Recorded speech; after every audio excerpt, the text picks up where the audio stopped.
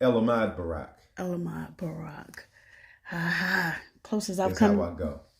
Elamad Barak. Hmm. Okay. All right. So let me tell you what happened. What happened was I had the pleasure of meeting you at a I think it was the last jazz event in Philadelphia. It's the Philly Jazz and Soul Festival. Yeah. It was on And September the 14th. wow, I'm glad you remember that one. And I walked by there earlier that Right. day. I forgot where I was going. Somewhere in town. I had to make a couple of runs and let me come back through. And Facebooked a whole bunch of that stuff. And then Right. I went home. I Okay. forgot all about it. I get there just in time. I saw you, the tail ending. I snagged you. And no, actually, it wasn't the tail end because I caught you at the tail end, but it was nice. So I'm like, yes, I got, I gotta interview you. And then what Fantastic. happened was, we, upon speaking, found out we shared a lot in common. Hmm. So what I wanted to do is what you're already doing, which is the YouTube channel to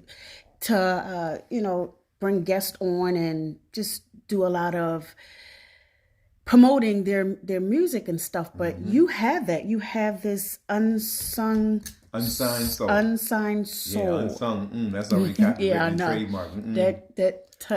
where, I don't want no trouble. yeah, oh yeah, and I was watching that too. That was very interesting. But anyway, where did that come from? What motivated you to want to do that? Well, I'm an independent artist myself. At the time the thought came to me, I didn't have my own music out yet, but I have a lot of fantastic friends, and I mean they're fantastic musicians. Um, some of the artists that have been on the show, like Chartel, um, Ode to Omni, which is run by Marcus Myers, Vertical Current, and there's a local indie rock and soul artist. Her name is Toretta Storm. But it wasn't just them. Basically, when you look on YouTube and you Mm-hmm. see these artists, they have videos out, they have music out on Spotify and SoundCloud and all the other digital platforms. But when I was looking at their YouTube views, they were poor. A lot of them under 100. Some of Mm. them, if they were over 500 or 1,000, it was due to the fact that they'd been posted on YouTube for like 3 or 4 years. Mm-hmm. So when you're thinking about it and you're thinking about the fact that there are a lot of artists out there who are deserving, but they don't want to be bothered with the drudgery, if you will, and uncertainty of being with a major label, I figured if I could start something that would allow them to be seen by a larger audience, like people outside of their local area, friends and family type thing, you know, the local club scene that they're normally performing in, that it would be a benefit to them. I mean, and even beyond that, I wanted to see if I can try to establish like a machine, an independent machine, where you have a lot of different moving parts. People who want to do distribution and licensing, people who want to, people who have the ability to get these artists music in movies and on television, commercials, and things of that, films, things of that nature. So how's that going so far? Well, we're in the beginning stages. We're in the first season, which I'm going to consider the pilot season. Mm-hmm. We're about 5 episodes in, and we're getting some viewership. I mean, I think our biggest challenge at this particular point is marketing and Right. getting as many eyes on it as possible. You know, Now, how do you get these artists? Like, do they reach out to you? Is it like a collaboration? I reach out to them, they reach out to you. Like, how do they get to be a part of this unsigned soul? well, the thing about it is this first season, which again is like the pilot season, I wanted to make sure that I made um, as big of an impact with the show as I possibly could. So what I did was I reached out to all of the artists that I admire, and which many of them are dear friends of mine.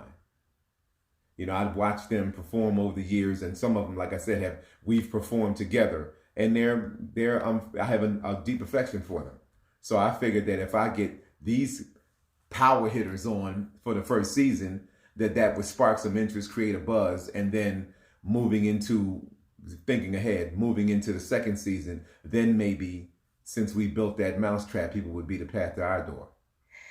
Yeah, movie hitters. I see a lot of these entertainers that we had, long ago retired. If that's a good word to put at it. Coming out of retirement, I see a lot of them. What do you make of that? Like, is it? Do you think is associated something with financial, or is just, I have a little bit more in me? Well, I think it's a little bit of both. From research that I've done, a lot of these artists who you've heard on the radio, who you've seen in concert, who you've seen on television, whose music you've heard in movies, they were involved in poor business deals in which they were taken advantage of. And so with them, I guess now being retired or their contracts being expired or whatever, that they want to come out and because they do still have something left, and they want to try things on their own terms. Because I mean, with technology and the way that the industry and the music market is going, you don't really need a label behind you. I mean, it would help, but I think that artists who were formerly with a label that already have a certain level of name recognition, it's a little bit easier for them to come back out of the shadows. I remember the Freddie Jacksons. Right. Right? Right. You know what I mean? Guys like that. Peabo Bryson. They may not be signed with anyone now. Melba Moore, people of that nature, because people still want to hear that, because there is a hunger and a thirst now for real, legitimate, and legitimately produced music. Good music. Good music. That we don't have now. We do not. I don't know what this new generation music is. It's a bunch of stuff just thrown together, chicken noodle soup and some other and anybody nowadays can just make what they say is music, or I don't know, but we don't have that type of music. Another one of the issues is also when you're talking about people in the 40s and 50-year-old age bracket, with the advent of social media, you can have access to all types of genres of music being produced from all corners of the world. But the folks in this age group don't know how to utilize the tools in which to bring that music forth. Like my dad loves music. He's 80. I'm in my 50s. My contemporaries are in their 50s. A lot of them don't know how to even work Spotify or Tidal. So even though this good music is out there being created by folks in their age bracket, their contemporaries, and it's the music that they want to hear, them learning how to gain actual access to it is a challenge. Now, speaking of music, what got you interested into music? I've been a professional singer since I was 3 years old. Now, I tell the story from time to time, and I'll tell it to you. When I was 3 years old, my grandmother had the ladies' auxiliary from her church over to her home. She served them lunch, and I was the entertainment. And for me singing, I sang "I Love You Truly." So for me providing that entertainment for her luncheon, I was paid a 50-cent piece. What? That was a lot of money. Yeah. So since I was, a professional gets paid for what they do. So since I was 3 years old, I've been a professional singer. Oh, I know. Nowadays people will look at 50 cent like but 50 cents, because you got to remember a lot of things were cheaper back then. Yeah, well, you better so believe you had the penny candies where I can get like 5 for 5 cents, still 45 cents. What am I buying? $1 for some candy? I didn't even really have the concept of it. I mean, at 3 years old, what do I know? Yeah. It was just a nice little shiny thing. And you remember 50-cent pieces were made out of solid silver. at the Now, time, yeah. you know. Wow. So since then, you have been a recording artist, Mm-hmm. a voiceover, Mm-hmm. songwriter, producer. You Mm-hmm. have a whole slew of list of your accomplishments. You're MC, you're a executive producer, creator. Like you incorporate, where do you find time to breathe? Um, it's like this.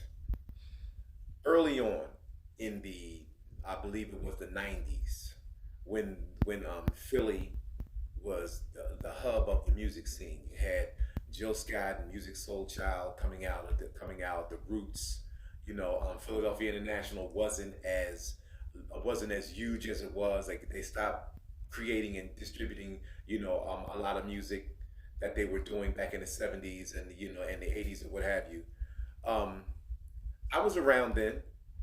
I remember the Black Lily and Wilhelmina's and places like that. Mm, But I had small children at the time, and they were um, they were from broken homes. I mean, I had been married before and been involved, in relationships before, and you know how sometimes things don't work out. I was mm-hmm. younger, much younger then, in a different space, but I opted to go get a job, so that I could be present for my younger children. They're older. They're my older children, but they were babies at the time. Right. So, I forewent um, hanging out and to be seen and trying to get put on and going here and going there and going on the road. So I stayed home and was a dad.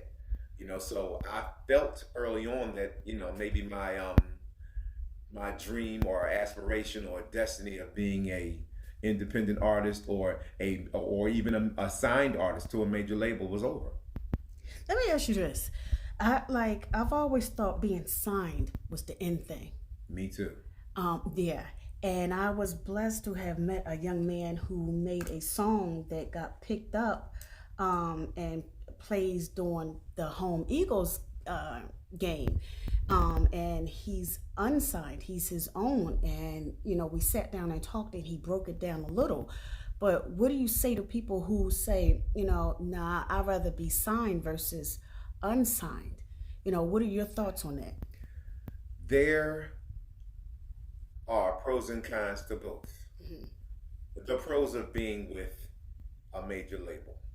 You have a machine behind you, supposedly, allegedly, you have a machine Allegedly. behind you. They have the connections and the means to get you seen and heard before a larger audience, a worldwide audience like that. If that's what they want to do. Now, if you've watched Unsung, Right. you've seen tons and tons of time where you've had these fantastic artists whose music was put on the shelf, or where the record company didn't feel as though that the songs that the artists felt so strongly about were something that they wanted to get behind, and so they didn't get the promotion. So independent artists, they may have to work harder, they may have to jump through hoops, they may not have all of the connections that a major label has, but at the end of the day, financially, you're in control. Mm-hmm. Basically, the way that your business plan is set up and how it's executed, you're in control. Whether you want to have an agent or a manager or however, and especially with technology and social media, that gives you a big leg up, in this market. Um, there are some people who would rather just be signed to a label and have them do everything. But with this advent of a 360 deal, where and maybe a label wants to have some type of control or have their fingers in every single aspect of what you're doing. There are a lot of folks that leaves a bad taste in their mouth. I'm one of them. The challenge of the independent artist is, how do you um, parlay what it is that you want to do for your life, the thing that you enjoy, the gifts that the Most High has given you. How do you parlay that into being able to make a living and not being relegated to languishing either in obscurity or you being a weekend warrior because your art is not making enough money for you to sustain yourself or your family. So you have to go and work all day long at a place that's sucking the life out of you. Yeah, nothing like working for yourself. It's the best That's thing the in the whole wide best. world. Yeah, I mean, I get the part where you being independent means you have to find ways to market and brand yourself without that strong backing. But That's still a challenge for me today. yeah, it is. I'm getting into it, and the more I'm into it, the more I hear about that. But you have a song, it's okay. Yeah, yeah, yeah. How is that? It's It's okay. It's it's better okay. than okay. It's okay. It's Yeah. okay. Well, you heard it. What do you think So about it? I love it. So why it's okay? It's okay. That was a song that I actually wrote back in 2006. Hmm. So just so you know out there, a lot of things that come to you are not done in an instant. Sometimes a work of art or an artistic offering can be created, and the time for it to be revealed to the world is not usually at the time that it's created. So 2006, um, just to give you the statistics, from what I understand, 1 in 4 women walking this Mm. earth, or even walking in this country, have had some form of childhood sexual abuse take place in their life. Um, that's something that's very, very dear to me because I know women who are in my circle, in my family, dear friends of mine who have experienced this. Um, one of one of the excerpts that I've used on either my website and even on my Facebook page, I send out a challenge to the brothers Mm.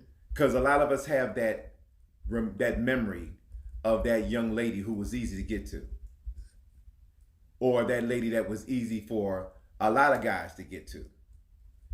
Revisiting that now that I'm a man of a certain age, you have to wonder, how do you know she wasn't being trained and taught to be that way? And how do you know she wasn't being trained and taught to be that way against her will? There are a lot of women that I know personally, their first sexual experience was with somebody that was older than them, a family member, a friend of the family, a neighbor down the street, and it was unwanted. So, breaking down the first verse of the song, soul shaken, child Mm-hmm. taken, trust violated at a tender young age. From that Genesis, this little miss was fiending for the feeling she was taught to crave. Mm-hmm. Would she be a statistic of a tragic youth? Now, when you're breaking that down, you know, the memory or the trauma of this particular unwanted act sometimes brings on drug abuse, Mm-hmm. alcoholism, psychological A way to problems. escape. Yeah, there you go. An So, outlet. so exactly. So, um, failed relationships, not being able to come to terms with the shame or the feelings of depression or bouts of depression, if you will. So basically, the song is being spoken, or the story is being told from a man's perspective. He's telling this woman that he's with, he's telling her story. And then at the end, coming up to the end of the song, he's explaining to her that it wasn't her fault, that she's not to blame, that she can talk to him and he won't judge her, that because her past is a byproduct of what happened to her, he's not holding her accountable for that. And that he wants her to know that she's in a safe place, Mm. that she can tell her story, and that her healing can begin today because he adores her. And it's okay. Hold your head up. Yeah, Keep your head up. it is okay. Because right now, that's what's going on right now. Literally, all the sex trafficking, everything that's going on is kind of sad. But your songs, is it more of something that's personal? something that you just, let me, like comedians, they take from their personal life and throw it out there for humor. Is that where you get some of your music from, or is it a collaboration of fictitious stuff? I mean, I guess I know that there are people who say that they um, can create a story or a scenario that is not personal to them. I haven't really experienced that yet. It's okay is a personal song to me because I know women in my circle who have experienced that, and even speaking to women who haven't experienced it. I mean, who have experienced it that I don't know. It just became a personal thing to me. It's like I'm one of those kind of gentlemen that the quickest way for you to be in trouble with me is if you are harming women and children. I that's a pet peeve of mine. Mm. I wish it was a pet peeve for a lot of people. Yeah. But it's not. So what's next for you? What do you have now? Because you have the music, you have this YouTube channel that's magnificent. Thank you. It's blowing up. Thank you. I gotta speak them things, and you gotta That's believe right. it. You gotta That's right. co-sign That's it. right. That's so right. but what is next for you? Well, I'm going to continue to create this music. I'm trying to finish an actual EP or a CD. So I guess that's the next thing I want to do. I'm just trying to get this marketing piece together because I would love to have advertising and sponsorship so that we can move on. I'm about to roll out a crowdfunding campaign on Indiegogo. Because if you like It's Okay, I want the rest of the album to at least be on that same level. If you hear the musicianship, I mean, I've got Randy Bolan, the great Randy Bolan playing guitar on that track. One of my dear friends and a fantastic producer, Tracy Nelson, of Rumshar Music, he produced that track. But in order for you to have horns and have, strings and have these ultra level musicians to put their parts on the type of music that you want to put out, that takes money. And it took me a while just to get that song produced, because of financial concerns. So I'm thinking that if I'm going to put out good music and there are people out there that really want good music, well, help a brother out and we can get that music out to you. Keep it coming to you on a consistent basis. That's what I'm talking about. Oh, yeah. So how does anybody get to listen to your music? If you go to elsmusic.com, that's my website. If you go to my Instagram page, the link is in the bio. Hyper URL, I think it's hyper URL /El Barak, and you should be able to take a look. You should be able to take a look at some of the platforms that it's on. Yep. It's Amazon, iTunes, Apple, Spotify, CD Baby. Some you can purchase. Some you can go ahead and take a look and just take a look around and just listen. So those are Apple Music, iTunes, Spotify, Amazon Music, CD Baby, Google Play? The Google Play as well. That's what I'm talking. No YouTube? Well, I'm taking it a little slow. I wanted to put it on YouTube, but I'm going to wait until I have a video done. Okay. And that's another reason for the Indiegogo campaign. I want to put quality work out because this is what's needed. Everybody says that they want it, and I don't want anything that I put forth to the public to look like it was made in somebody's basement. Right. Don't rush it. No. Take your time. Right. Yeah. But I don't want to take too long. Yeah, you don't want to because then we get bored and next. And that's what it is. You have to stay relevant, and you have to stay in people's face. So, right.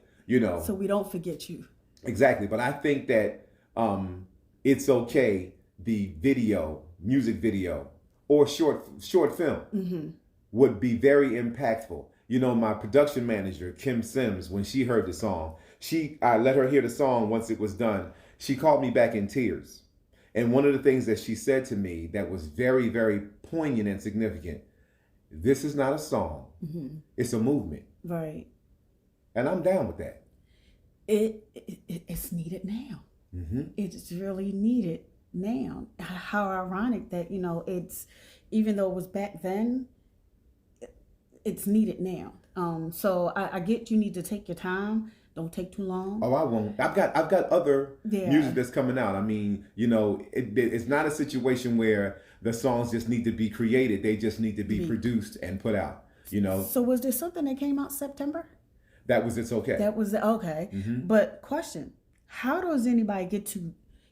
I want to support you. I want to make I want to buy your stuff. Like they want to reach out to you for something else to help you, maybe with this collaboration to get the video off. How does somebody get in contact with you? They can email me at ask, that's ASK, at ascensionartistry.com. Got you. Ask at ascensionartistry.com. Because the parent company, my parent company is Ascension Artistry LLC. Okay. So is there anything you want to give a shout out, say? Yeah, I mean, shout out to my team. Yes. Tracy Nelson, my producer, for Of It's Okay. My production manager, Kim Sims. My head of security and all around Swiss Army knife man, Michael Sims. If you've seen any of the promos for the show on Instagram and Facebook, Mike Sims is the one who puts those together for me. Gotcha. I love Mike. You know Mike Sims? No, but I like him. I love Mike too. Let's not forget Just Love Images, my personal photographer and head of photography of the show. CJ Jackson, Courtney Jackson. I know he hates Courtney, but CJ Jackson. The lighting crew, Dre Corbett. You know what? I don't mean to interrupt you, but you know that when I hear people give shout outs to people within their team, the lighting, and the pretty much the camera guy, they're like the last. Actually, if they're not the last, they're forgotten. As if they're not as important as, because they don't want to make sure everything is how we see you. Right. Their contribution is so significant. Yes. Shout out to Jam 24/7 and Tom Watson for allowing us to tape the show at his facility. Yeah, I don't want to leave out anybody. I mean, we had so many sponsors. Suzanne Burgess Design, Delaney Soul Food Restaurant that provided catering for the artists when they come through. Oh yeah, you come on our show, we feed you. Basically when you come on the show, we create that star type scenario where you come in. I should have made something to eat. But we feed you. We give you a moment to sit down and collect your thoughts. We treat you like the star that you are or are aspiring to be. Right. I when I was in Philadelphia, I had came to Delaware for one of the gentlemen who is now state senate. He was a council person in Wilmington.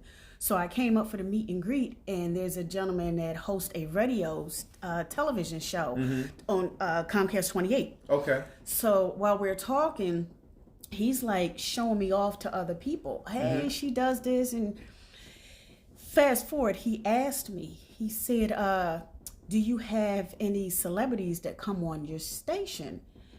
And I had to think about it for a hot second. And I said, everyone that comes on my show is a celebrity. Good answer. I don't care who you are. Family Feud, good answer. I don't treat the guy that makes the books, the author, any different than the one 50 Cent. I've met 50. I don't treat 50, put him above the person that's, just doing a YouTube channel. I wouldn't treat anybody any differently because everybody that comes on is something special to me. That's why you're on. All right. So I took my time to think about it. And then I literally told him that everyone that comes on my show is a celebrity. Like, I don't know, how do you define celebrity? I don't know what that means in the industry. Right. But, if you're doing something to get into it, you're a celebrity. I really appreciate that. And that makes me feel wonderful because for me to be here, that means that you saw some type of value in the performance that I gave. I did. And that's why I flew over. And actually, you were the only one I went to. Wow. You were the only one, and I stayed. I saw the ending. But you were the only one that I ran to. I got the information. I connected with you, and I stayed to the end, and I went on about my business. Not taking anything from the rest of the people. I got you. But I liked what I saw and what I heard, and what I saw and what I heard. I wanted to try to say, how can I get some more? And I'm not saying that, once I put it out there that you're going to be because I'm going to make a difference. But if I can make let's speak that. Yeah, now. but if I can help in any kind of way, that's why you have a mic. And the whole point of having a microphone is to share that mic and to give somebody some exposure. So that was why, and I love what you do. I get on and I love to smile. He's like geeking. I'm like, oh my God. Thank you. Thank you. But I'm so honored to because I don't know. In my eyes, you're not what I want to be. Like, I don't want to be that singer so I love what I do. I love being on the other side, but I love giving people the exposure. And every person that I've met is a celebrity. Right. So, I always try to get the pictures. Right. I don't do the autograph because I'll lose it. But I always try to get the picture because I want to, when you blow up, quote unquote, I want to, I know that person. Oh my God. Oh, trust me. You may never remember me because you're going to encounter so many people. Oh, no. But even the smallest of the smallest is always, in my eyes, the biggest of the biggest. Well, I'm going to put it to you like this. You never forget your first. Oh, yeah, that's what they say. That's what they say. And this is my very first radio interview. This is my first home. So trust me, you're going to be ingrained in my memory. But I thank you. I thank you for coming, because it took a lot to get here, because I have to leave here and go for another. Right. But moving forward, is there anything you wanted to share that I didn't touch on? Oh, well, with Ascension Artistry, LLC, like I said, I wear so many hats. I'm also the band leader and MC of an 11-piece band called Carnival. Mm-hmm. And we're going to be performing on the 7th of December. Okay. At the Hard Rock Casino in Atlantic City. Are you serious? Yeah. Okay. We're going to, basically, they put us in there because they know that we can rock the house, and we're going to catch the folks that are coming out of the Mariah Carey concert. Oh, yeah, I got to get that. Oh, yeah, okay, I got it. But moving forward, December 15th. December 15th. What is December? Oh, December. There's a coat drive, a food drive. Yes, my family is getting together for our annual gathering. Is what we call it. Okay. Because we're not really Christmas people, right? But we get together every year annually. We call it like around the winter solstice or what have you. And so this year, what we're going to do is we're asking all of our family and friends that are attending to bring gently used coats, bring canned goods, the stuff that's not too perishable, like boxes of pasta and things of that nature, because we're going to be distributing those to the homeless shelters in the area. Cool. And that previous email, they can contact you if they want to contribute. If they want that would be great. Yeah. Okay. Mm-hmm. Well, I thank you so much. It's been my pleasure. I thank you so much for coming on, for sharing the time. Sorry I couldn't give you more time. It's all good. But I got to wrap it up. But December 7th, you're at Hard Rock. Hard Rock. And we'll be there again on New Year's Eve. On New Year's Eve. That's twice. December 15th, you got that family and friends food drive. No doubt about you it. got a lot going on. You got the movie coming out. You got the book deal coming out. Claim it. What else do I see? Claim it, sister. Claim it. Look, if you don't believe it, I gotta believe it. Hey. And I always tell people, you got to. 3 things will happen when you speak things into the atmosphere. Of course, the enemy is going to come. He's been here. They're going to come. Oh, why are you waiting now? Who's going to? And then Satan was like, oh, wait a minute, that didn't work. So I'm going to. And then God, and he's going to be like, yo, my faithful servant, you endured it all. Boom, here you come. This is the thing that gets me through the rejection, the disappointment, the discouragement, the depression. It's all a process.